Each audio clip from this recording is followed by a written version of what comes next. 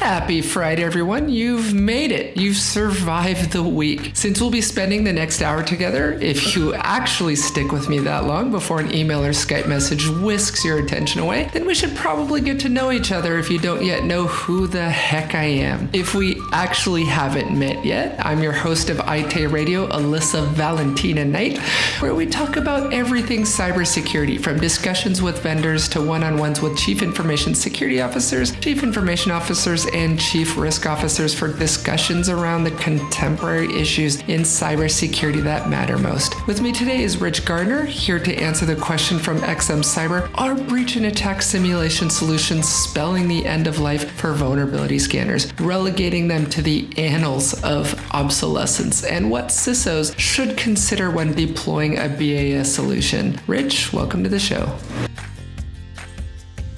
I have one simple request, and that is to have sharks with frickin' laser beams attached to their heads. Now, evidently, my cycloptic colleague informs me that that can't be done. Can you remind me what I pay you people for? Honestly, throw me a bone here. Oh, hell, let's just do what we always do. Hijack some nuclear weapons and hold the world hostage. All right, let's start with the million-dollar question. Who is Rich Gardner? Start from when you first started crawling around on the floor. Oh, geez. Yeah, I don't know if we want to go there. That might not. I come from the very modest of, probably below modest of backgrounds. Yeah, my my parents were definitely like kind of the lower middle class. Struggled a lot, didn't have the greatest of schools that I went to. We had a situation where we had to move out to California. And there's like a whole backstory with that. Maybe if you go to DEF CON and we, share an adult beverage, I'll explain that one. But so we lived out in California Oh my God, say it ain't so. Are you a Silicon Valley rat? No, absolutely not. No, I lived in some very bad places in LA. So like Boys in the Hood kind of stuff? Really? Yeah. I mean, we're to the point of, like LAPD helicopters were scanning. Oh my God. So you lived in the hood. Yeah, absolutely. I mean, I wasn't one of them. But yeah, I mean, it was definitely that kind of situation, right? Moved out to Lake Elsinore, came back here to sunny Rochester, New York. And notice how I say that, Rochester. Rochester. It's a bad upstate Western New York accent. And moved around. I mean, I can't even tell you how many different schools I'd been in growing up. And then all of a sudden, I got to that point where I was like, okay, I got to figure this out. I got to go to college.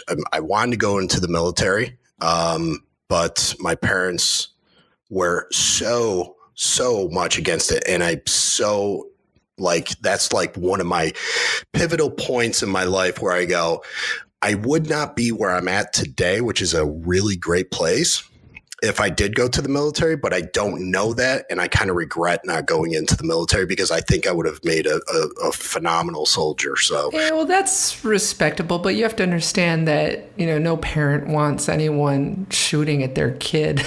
Yeah. Me, I was the complete opposite. I was like, I want to go. And in my first semester of college, I ended up going to a state school. And my first semester of college, I think I was into it for like maybe a month and a half. And I'm watching TV and there is Desert Shield. And I'm like, come on. I'm like, I should have been there. Oh my God. I think I can actually see that in my head. Yeah. So from that point, I did the illustrious one semester of college and, and said, this is really not for me. And I got out and I immediately got a job. I was very ambitious when it came to work. So I ended up at Lawyers Co-op, which is now Thompson's Professional Publishing. They got wrapped up in that. And back in those days, and this was back in 91, they were taking New York State law, the law books themselves, and transferring them from paper to digital. And they were setting the books off out of country. They would type them up on 9-track reels, send them back, and we would have a team of parsers that would parse the information, get rid of all of the nonsense, and then put it on CDs. So they were pressing CDs, and they were selling the CDs to lawyers because they were saving on library space and librarians and all that kind of stuff. It was like the new electronic age. Man, I've got a whole 28 volumes of books on one CD. Oh my God. So basically the first ebook. Yeah, right. So I got involved in the aspect of dumping the data from 9-track to disk, and then from disk I'd put it out on the network, and then I got involved in networking. I connected with this guy that worked there. He was ripping out the old 3Com network and putting in a Novell 311 network. And oh my God, the old net buoy IPX days. yeah, so IPX, SPX, right? IPX, SPX, and then NetX. So I got into that, and then I said, where can I go and learn more about this, right? And I took some vendor classes here in Rochester. I ended up getting, I would think I was like 19 or 20 years. I was 19 years old, and I was a certified Novell engineer. That was the path. That was my launch pad, and bounced around for, probably about 10 years, from 91 to 2001. In that general time frame, I was, a system engineer. I ended up being a Microsoft instructor, certified in every single Microsoft class except for C++, VB, and SQL. Oh my God, you were an MCSE. MCSE plus I. And that's how much I date myself. One of the first instructors in New York to be able to teach Windows 2000. And once I got to that point, a friend of mine that I worked with at the training center, because the training center had two arms. It had the classroom environment, and then it also had a system engineering part. And one of the guys in the system engineering part, he went to work for Global Crossing. So, oh my God, that name brings back a lot of memories. Global Crossing. A lot of people don't know this, but they were actually a lot more than just a co-location facility. Yeah. So he goes over there and he calls me up, literally like a month or two after he got started. And he's like, Rich, they're deploying Active Directory here. They need somebody in security. You need to freaking interview for this job. So I'm like, all right, yeah, sounds fun, because at that point, this was 2001. Yeah, 2001 in that time frame. So at that point, Global Crossing was completely international. Oh my God, yeah, they were massive. A lot of people didn't know this, but Global Crossing actually owned a fleet of ships that laid underground cable. They were running fiber and pipe in the ocean floor or something, weren't they? Subsea cabling. They were stationed I think, out of Sweden and up in the Scandinavian area.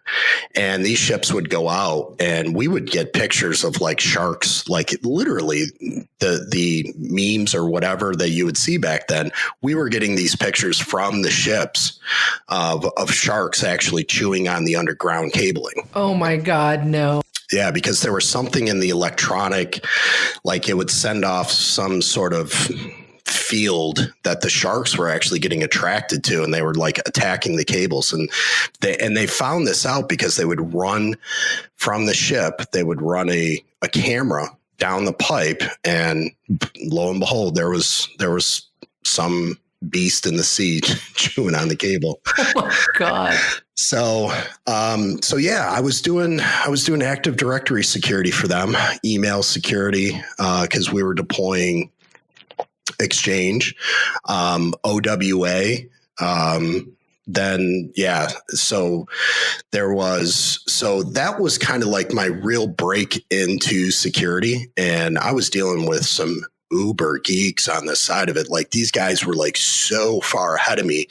It was unbelievable. And I was like, I tried to be as much of a sponge as possible while still keeping up with the rest of the stuff. So, these guys got me versed in, my first firewall I touched was a Checkpoint Nokia. Oh my God, I swear I thought you were going to say Pix. No, it was Checkpoint Nokia. So it was on the Voyager platform. So, I mean, that was interesting. I had the opportunity of deploying a couple of DMZs. I did one in London and I did a rework in Detroit. Did also another one. I actually moved the DMZ here in Rochester quite a few times. Not just solely by myself. Obviously, there's like one or two other guys with me, but, being just part of that whole, man, you've gotten a complete 6-foot rack of equipment that you've got to move from one location to another. It gets hairy, so, and it wasn't just a firewall.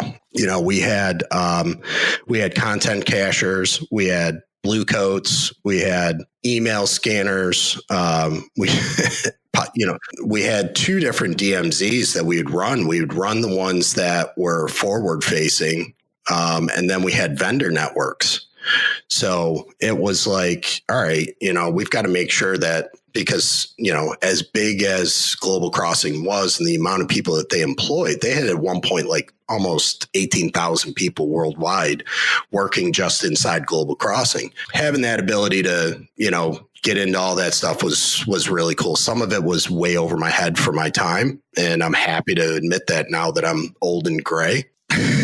So part of what I did and what I learned at Global is kind of what's coming around full circle for me, right?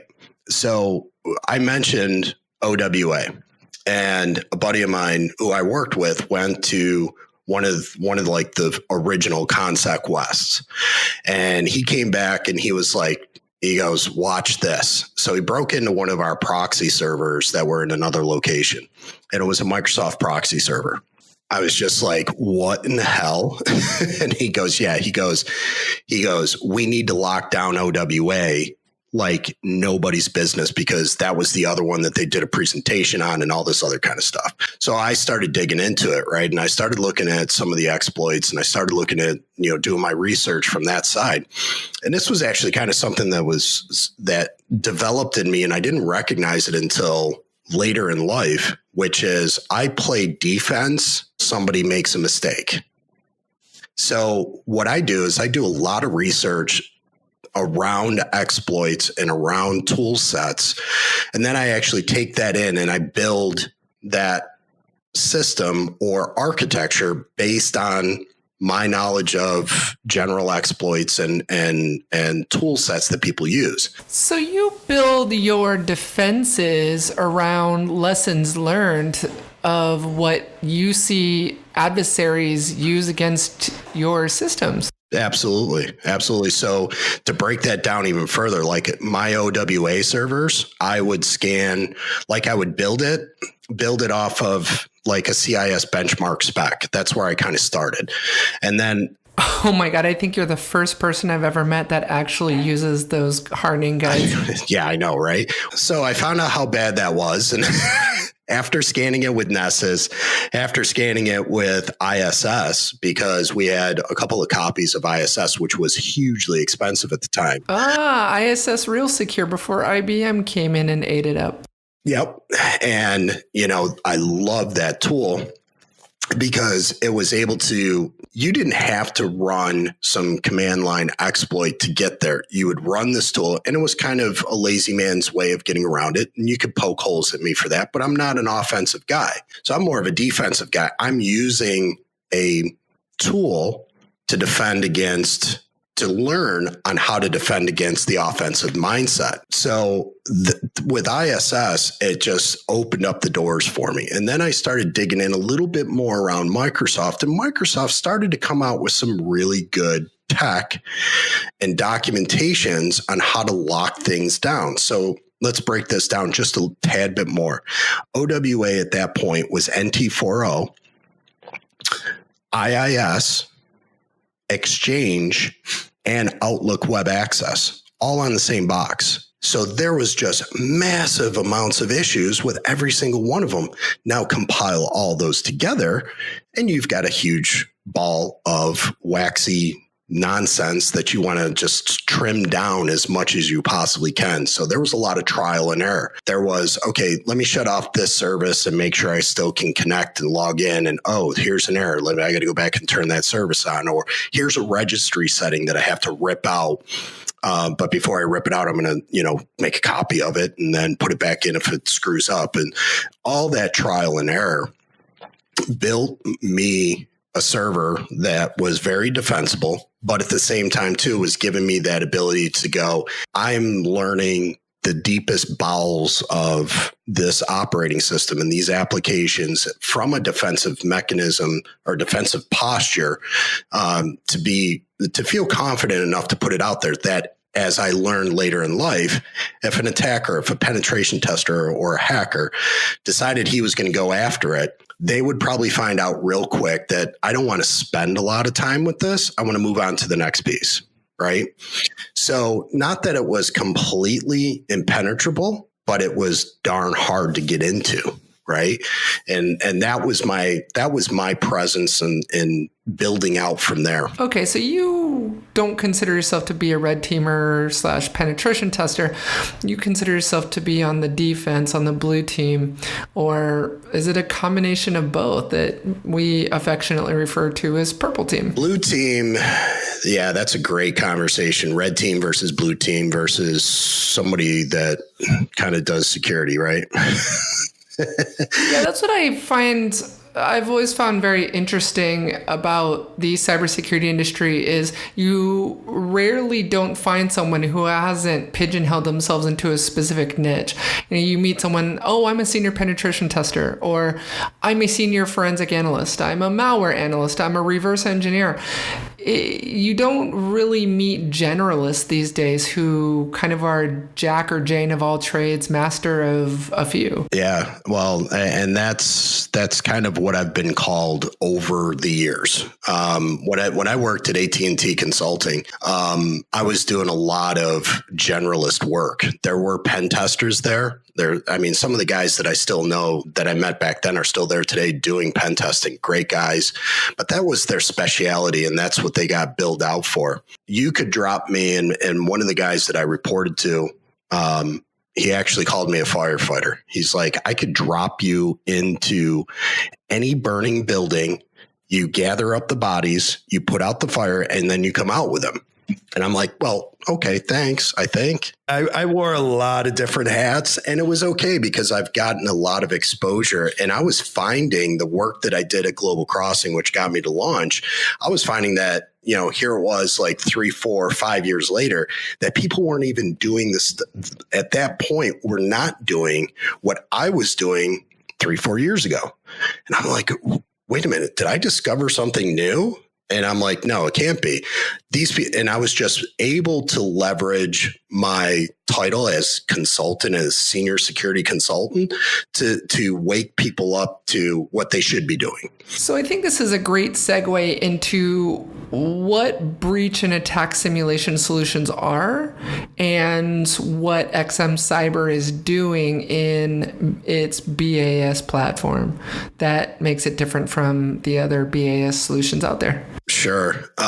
So breach and attack simulation, let's start there a little bit so we can get some groundwork, is just that. So you're looking at a breach. Some companies perform that breach for you through phishing campaigns and possibly sending malware, things of that nature. And then you have the attack portion, which is lateral movement or testing of security controls. And then you have the simulation part, which says, I kind of want to not do any harm, but there may be harm in some of the actions we perform.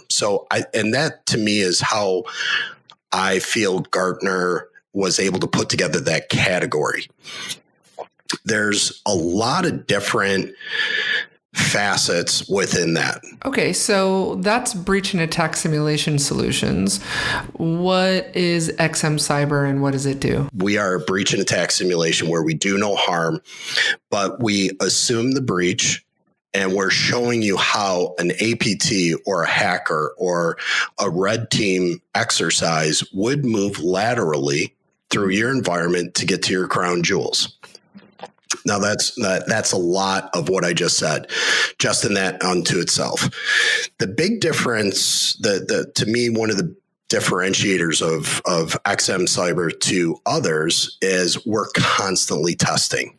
So you think about the idea of the ebb and flow of a ephemeral network, and I said a lot right there. Okay. I'm just going to take a quick step back and give you some context. I had a pretty senior guy ask me, tilted his head a little bit when I said that. And he goes, "What in the world did you just say? And please explain." And I said, think of it from this perspective. I go, cloud is probably the most dynamic environment that we have seen to date regarding IT. Okay. And I'll give you the prime example. I started out with a major credit card company doing some workload security. Workload meaning a server in the cloud that's doing work. They would run on 11 o'clock at night till about 5, 6 o'clock in the morning. They would run maybe 20, 25,000 servers. Oh my God, that's a lot. By the time they hit peak, which was around 11 to 1, they would be running on the upwards of about 45 to 50,000 servers. That to me is ebb and flow. It's kind of like the tide rolling in, the tide rolling out. What happens when those systems come online? Who's accessing them? You have a laptop at home and you bring it into work and you plug in or you jump onto Wi-Fi with bring your own device. Those are areas that potentially can be used as breach points as people come into contact with the corporate IT environment. When that happens, you can see vulnerabilities opened up. And that's what we're doing. So we're looking at that ebb and flow. We're saying that, listen, security controls are great. You need to check them. Vulnerability scanners, awesome. You get that huge list of all the CIS benchmark servers that are not in compliance, and you get all of your vulnerability reports. Those are great. But when the CISO reads or looks at CNN or whatever news media outlet and says, okay, this new vulnerability just hit, worm running wild based on this vulnerability. What are my most critical assets that are vulnerable to this, and how do they get in? That's what we're looking at. We're looking at that idea behind, listen, you take your laptop home, and I have two daughters, and unfortunately they used all the time until they were old enough to get their own computer. They would always use mine. 2 daughters, you're a brave man. Right. So they would sit there and I use the example of you come home from work, your kid's got to do homework. They decide to download a game or music or this new latest app. You don't know where they got it from because you're in the other room cooking dinner. And all of a sudden they downloaded malware. And now your system's pwned, right? You pick that laptop up, you go into work. Now that APT, that somebody who's breached your environment has access to the environment. Now, where do they go? Let's check it out. Do I have domain credentials? Do I have local credentials? Can I exploit a bad configuration? I happen to be a developer. I RDP into my Windows server. Well, if I already own that box, that keyboard sniffer that we that you just launched. I've now captured your credentials. I've now captured your password. And now I can do this on my own, maybe from a different jump point because I've got local credentials that are being used on the computer right next to you. So I'm going to go off yours onto the next one and do a RDP connection to the server you were just on. From there, can jump around, all that kind of good stuff. That's what we're looking at. And to me, wrapping this back around to my experience and why XM Cyber, I only wish I had this 10 years ago to be able to test my security architectures. I made the comment earlier about ISS having that ability to take exploits and test a server, a switch, a router based on a scan, an IP address. That was great. That gave me the ability to quickly turn things around. This tool allows you to quickly turn things around because now you're testing the entire security architecture. All right. So breach and attack simulation solutions identify all of the assets within the enterprise. You, as the user, define the attack paths for the BAS solution to take in an effort to ultimately reach the specified goal, whether it's penetrating the cardholder data environment, pulling credit cards out of a database, whatever. And the BAS solution finds and executes on the path to get there in an attempt to test your security controls that are in place. It sounds like a vulnerability scanner meets penetration tester, right? Especially with XM Cyber having recently announced that it has a capability now to not just simulate the attack, but can actually act on its findings to validate that assessment. Vulnerability scanner meets penetration tester. Would you go as far to say that BAS solutions will ultimately render vulnerability scanners obsolete? Do you see it putting downward market pressure on vulnerability scanners and eventually we'll all be referring to them as legacy technology? What's your opinion on that? You know what? I don't want to say yes, but I'm also a little bit looking at that because I've had some potential customers tell me this, that, listen, I want to use you instead of X vulnerability scanner. And I'm like, I don't know, honestly. And that's my security skepticism coming into play, right? Trust no one. I don't know. As a CISO, I don't know if I would want to continue investing, $50,000, $75,000 in licensing fees for a vulnerability scanner that really doesn't give me anything useful in a vulnerability scan report as far as which vulnerabilities I should remediate first, where should I focus my attention, and seeing the reports out of a BAS solution like XM Cyber's platform. I don't know how I could choose the output from a vulnerability scanner over the 5 or 10 steps in remediation that BAS platforms provide me.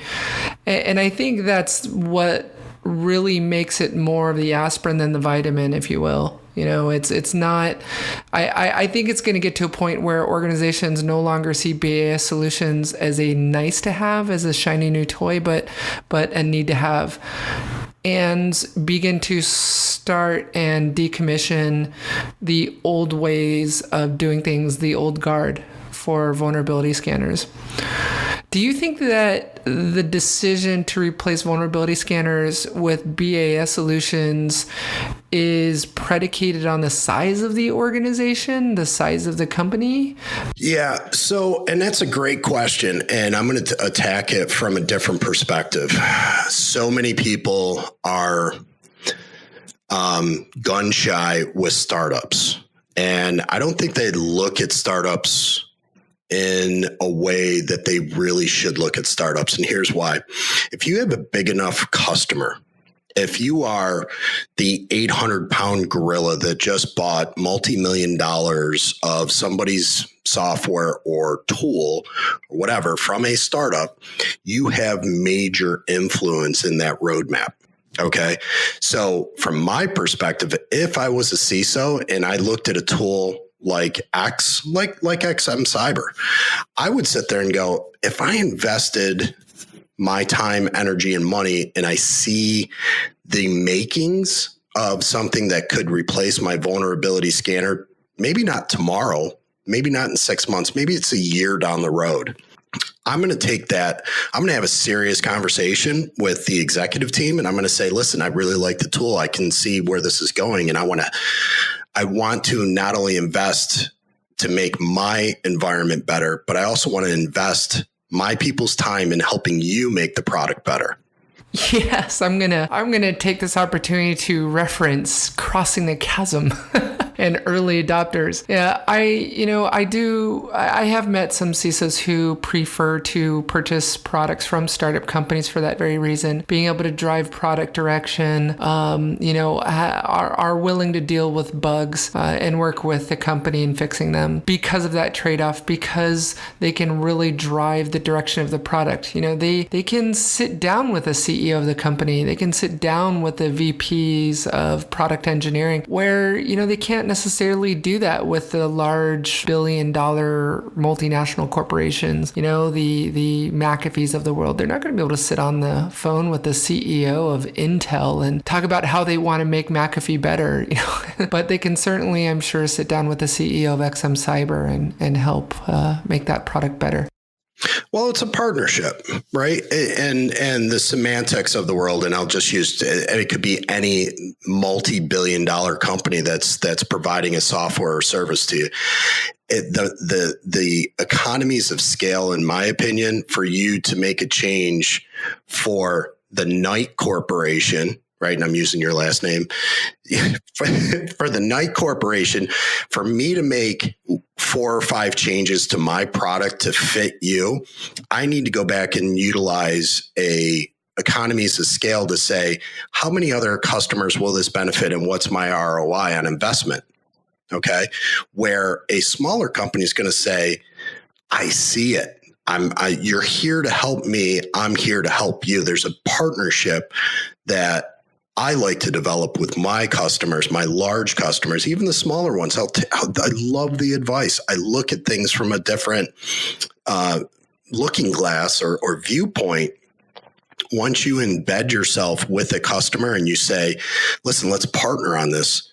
We know we're not all the way there. We know we have things that we have on the roadmap. Tell us how we can be better. Okay, Rich, I was going to ask this. Here it comes. I think the jury is out, right, on whether or not BAS solutions are going to replace vulnerability scanners, ultimately.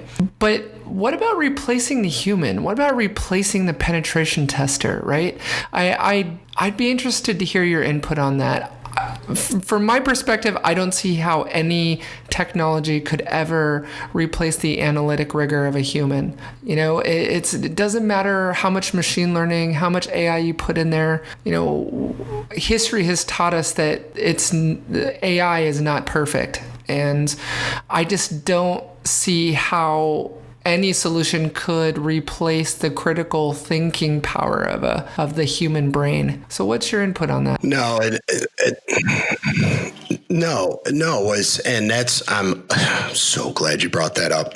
Yes. Are we here to replace humans? No. And here's why. We have the ability to give those red team or penetration testers a force multiplier. And I like to talk about it in that aspect by saying it's unhuman to be everywhere all at once. Okay. You want to do the continual testing. You want it. And our CEO, and I'll give you the example, our CEO went to the CTO in their previous lives and said, I want to do a red team exercise tomorrow on this particular network. And he goes, the CTO came back and said, there's no way. And he goes, what do you mean there's no way? Make it happen. And he says, I don't have the time. I don't have the money. I don't have the resources. So the CEO recognized a vulnerability and again, in their previous lives, they held different positions. But at the end of the day, he recognized that he needed to test something and he needed to find out what vulnerabilities were in that particular area. And he needed to do it quickly. The CTO knew that there were multiple factors in getting that set up and run right and make sure that they didn't disrupt the network. They didn't disrupt the operations. So how do you do that? Right. And that was the premise. That was kind of where things boiled up from there, where these guys said, you know what, we need to do this and offer it to people. And we have the people and expertise to be able to map configuration to, you know, a vulnerability set and an exploit set and a trade craft. Okay. So we're not sitting there going, and to me, I would look at this, and I've had other red teamers come back to me, friends of mine, and even, you know, folks that I meet at shows and cons. They go, this is really cool. And this is really cool because A, it allows me to focus on the cool stuff, right? So I want to be able to do that SQL injection, or I want to be able to bypass that firewall or get past that WAF because that's really cool, great stuff. But I don't want to sit there and scan a network. Right. I don't want to sit there and dump a report, you know, from some scanning tool. I want to go do cool stuff. So give me the low hanging fruit. And oh, by the way, give me the remediation report so I can send that over to the blue team or my security operations center or my sysadmins to go fix. So a lot of red teamers will sit there and go, I'm doing so much. I'm stretched so thin that I don't have time to tell them how to fix it. We're providing that for you. We're giving people the ability to, you know, up their game or improve their security maturity model, right? It's kind of a cliche way of saying, you know, consider sucking less, right? All right, I'm going to totally agree with you here. As a former penetration tester, well, it seems weird saying that, even though I'm a full-time writer now. I even still find myself doing penetration testing.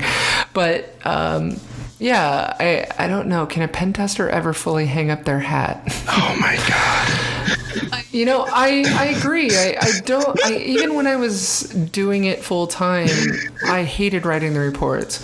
I hated, you know, having to find a new link for a patch or a service pack because the URL was dead. Yeah. You know, the remediation for the vulnerability was written so long ago that the URL doesn't exist anymore.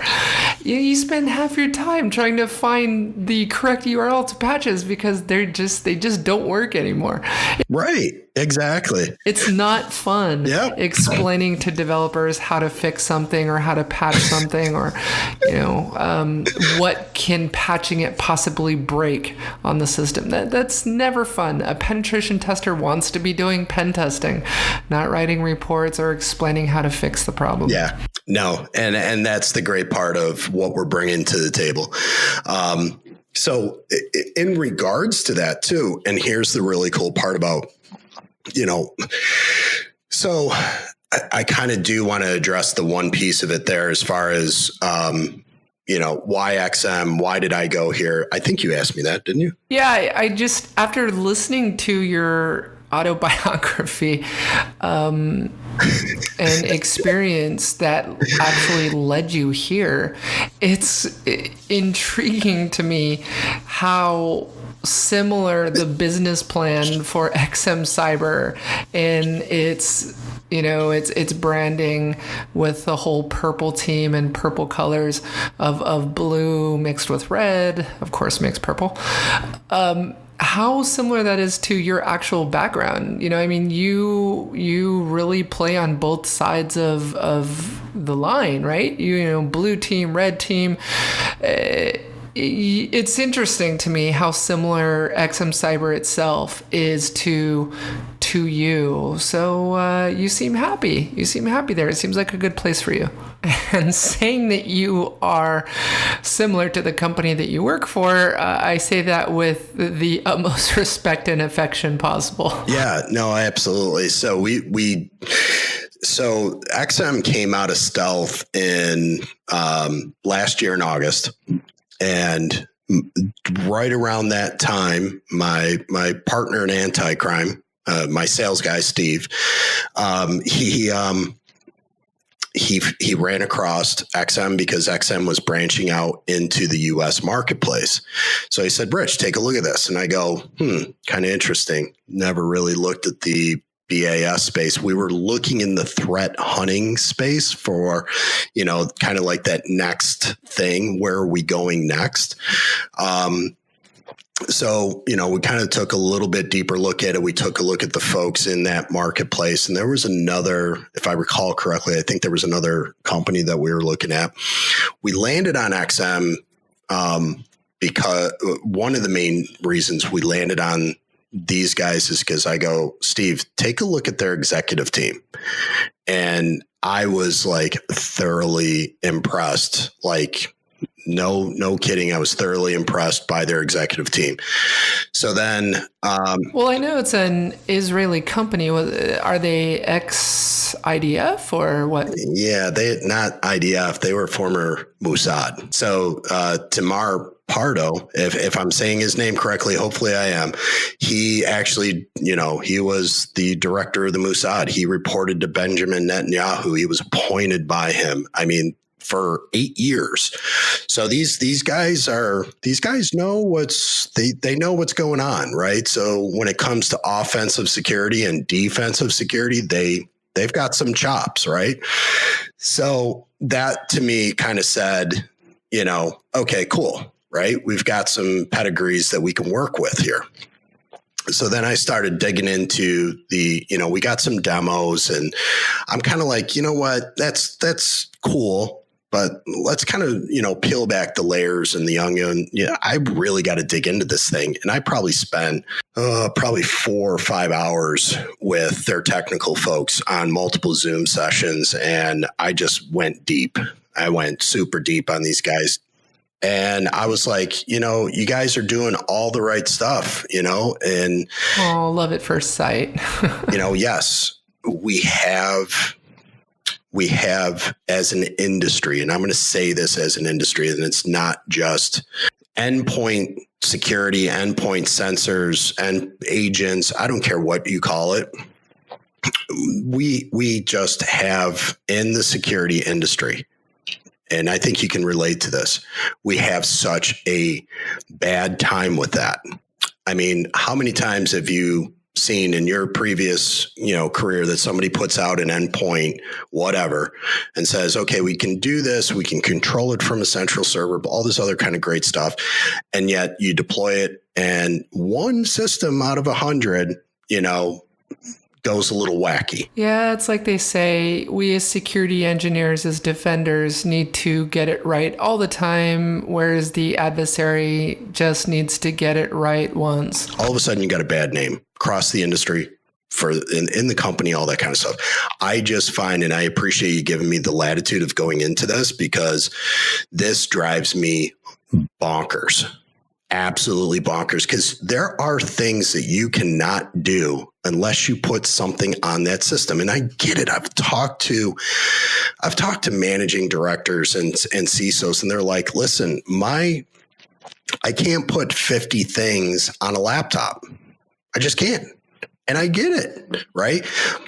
Pick our poison. Let's make sure that the businesses, and this is a little bit of an evangelistic side of me coming out. I apologize if you don't appreciate this, but at the end of the day, we need to understand that there are certain things that you can do agentless, and there are certain things that you have to do with an agent. Okay, I'll agree with you on this point as well. In a previous life, I used to roll out Alien Vault, USM, in large deployments, large numbers of sensors.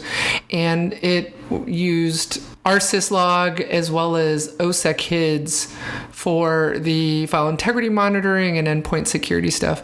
And OSEC HIDs has both an agent and agentless deployment option. And of course, the agentless deployment option can't do all of the capabilities of the full-blown install. You can't do file integrity monitoring on a system in agentless mode. You just can't. There are instances where an agent is needed, plain and simple. Right. The idea that people just automatically will shut the door on you, or,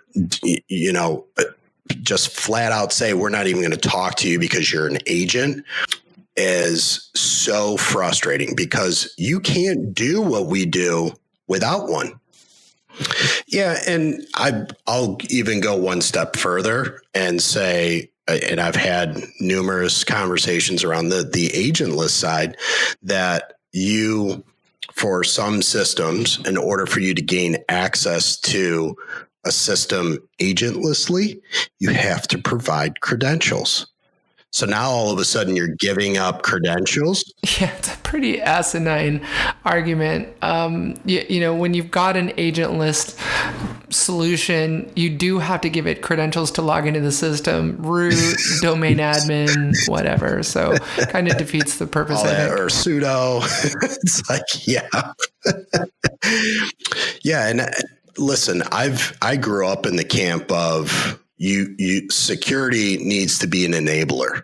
We cannot be a something that either stops the business or disables how somebody functions in their environment.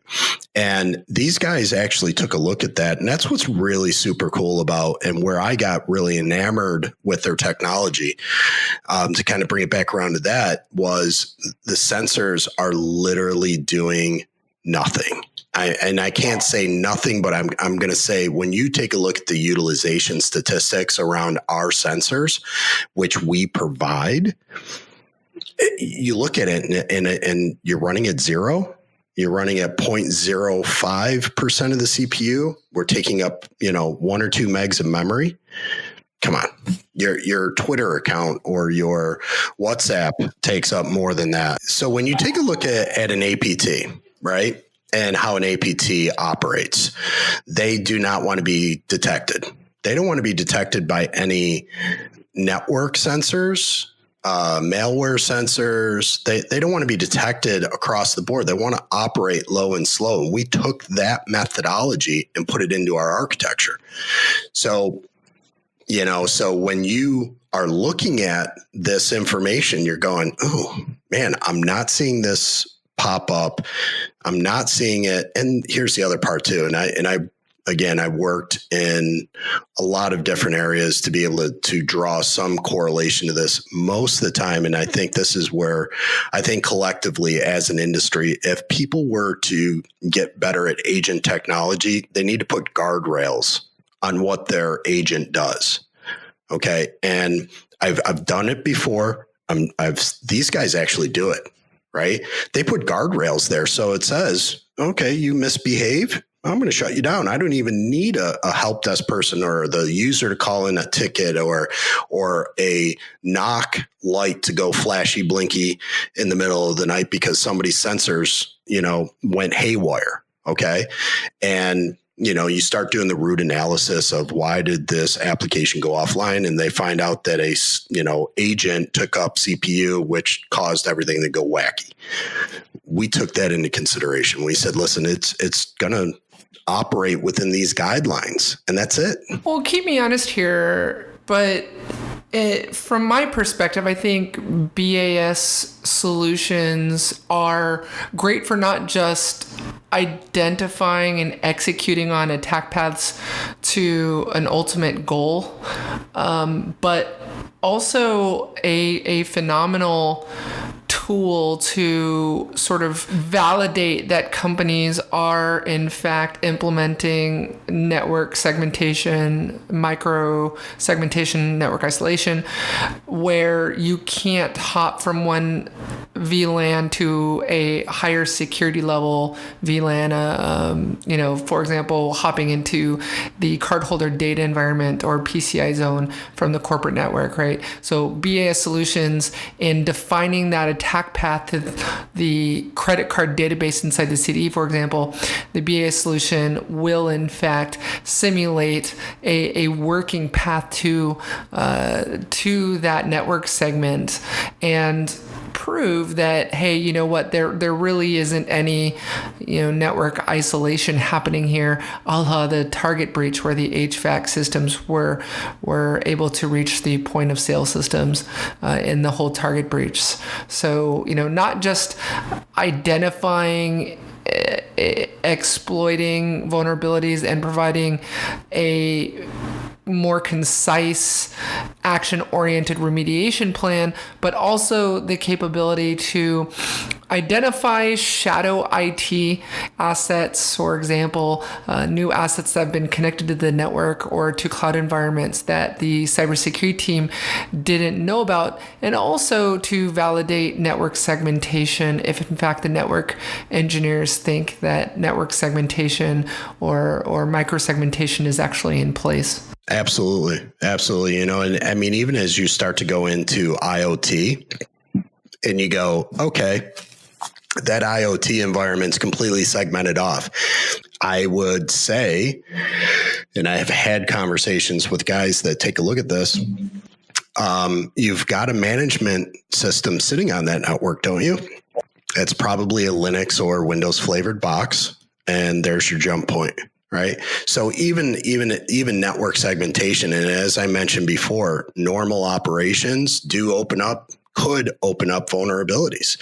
And unless you are starting to look at it from the perspective of a hacker and an APT, you could test the security controls until you're blue in the face, because they're going to be utilizing different avenues. They're going to be using normal activity. It gives you the ability and that latitude to build something that you're going to get a different view that you've never had in the past before. Now, can I take a bit of my vulnerability budget and put it towards this? Sure.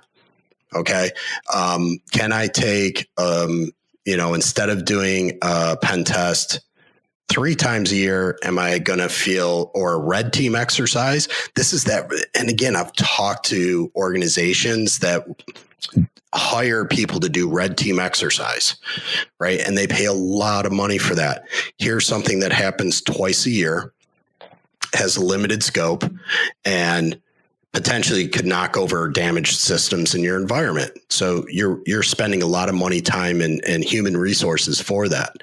How would you like to test your environment red team all the time, 24 hours a day, 7 days a week, 365 days a year, and allow the higher level stuff to happen once or twice a year where it makes sense? So it's not that I'm saying rob Peter to pay Paul. It's not that I'm saying, you need to replace this piece of technology with this. I'm saying we're giving you something that you've never seen before.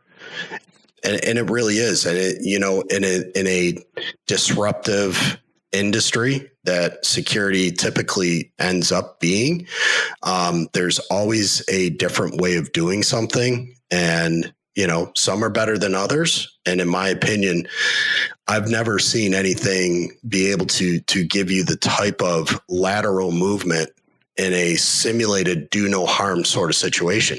When you start looking at that from a shadow IT perspective, absolutely, because that shadow IT, and again, there's a lot of folks really have focused in on shadow IT and trying to reel that back in. There's part of that. I love that people, process, and technology analogy. You've got to get the people to recognize that, listen, I understand we move a little bit slow in corporate America, but we're working to be better.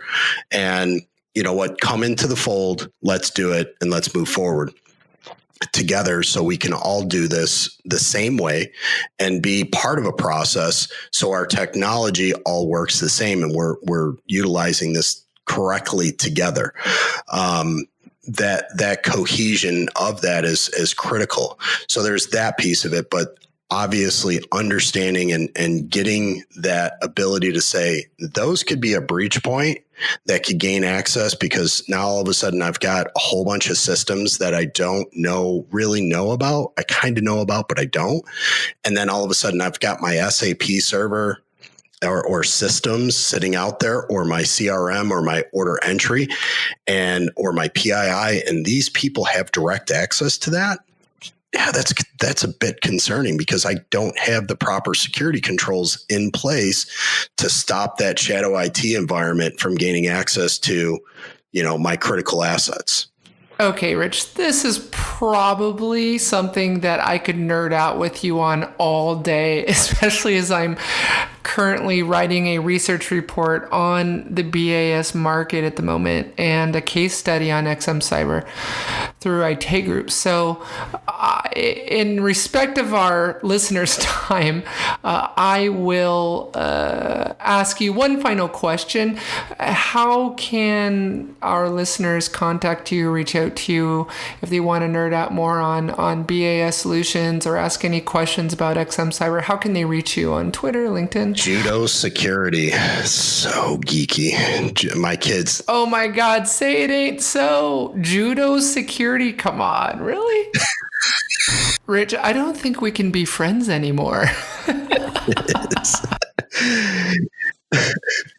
So the background on that, let's be fair. Okay, Rich, you get one chance and one chance only to redeem yourself here.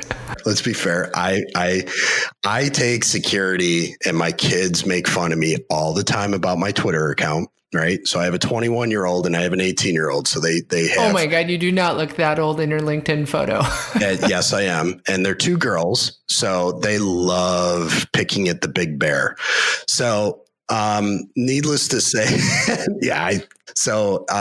I actually have my black belt in Japanese jiu-jitsu. No. Okay. You just totally redeemed yourself. I wish I would have known this. Yeah, I was in Kikido for many years and then had a stint in tactical hostage rescue operations in CQC, close quarter combat, CQB stuff. Long story, but in any case, I went to a school that was run by former Israeli Defense Forces, and they had actually taught us Krav Maga in that course. So, and then just recently started going to Shaolin temple for Shaolin Kung Fu. So we are definitely kindred spirits. Yes.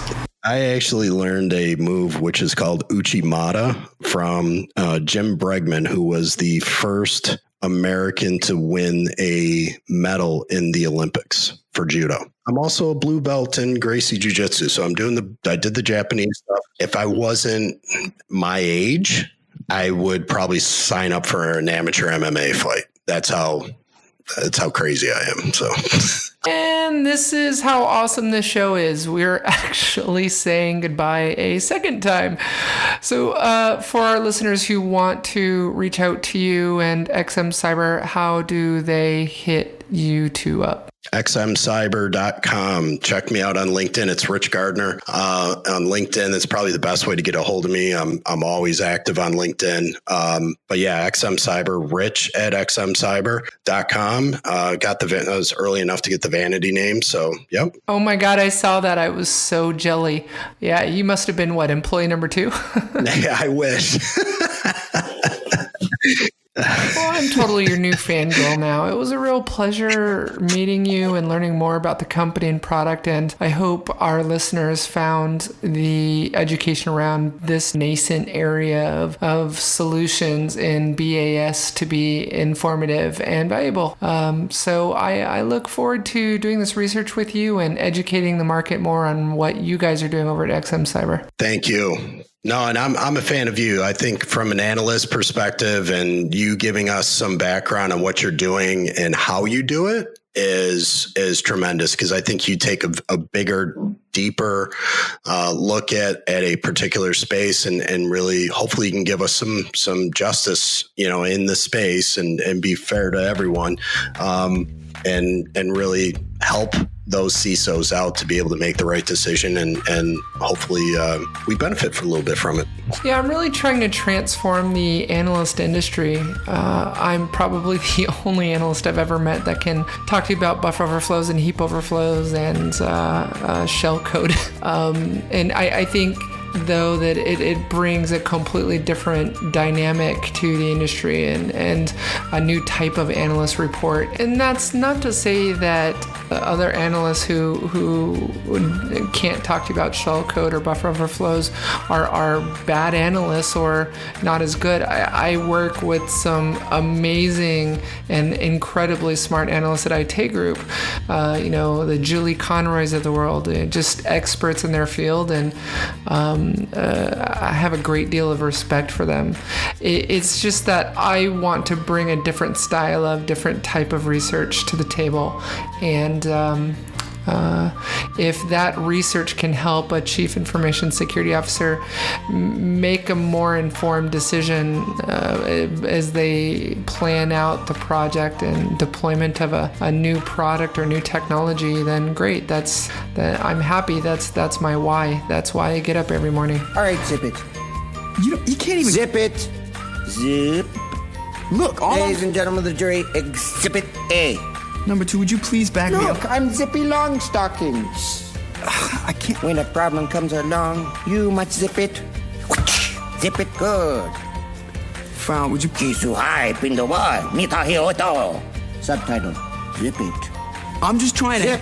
Would you like to have a suckle of my zipper? I want you. Stop. Zip it. This. Zip it. Oh, you know Zip it. you're like a child Zip it. talking. If you just one time. Zip it.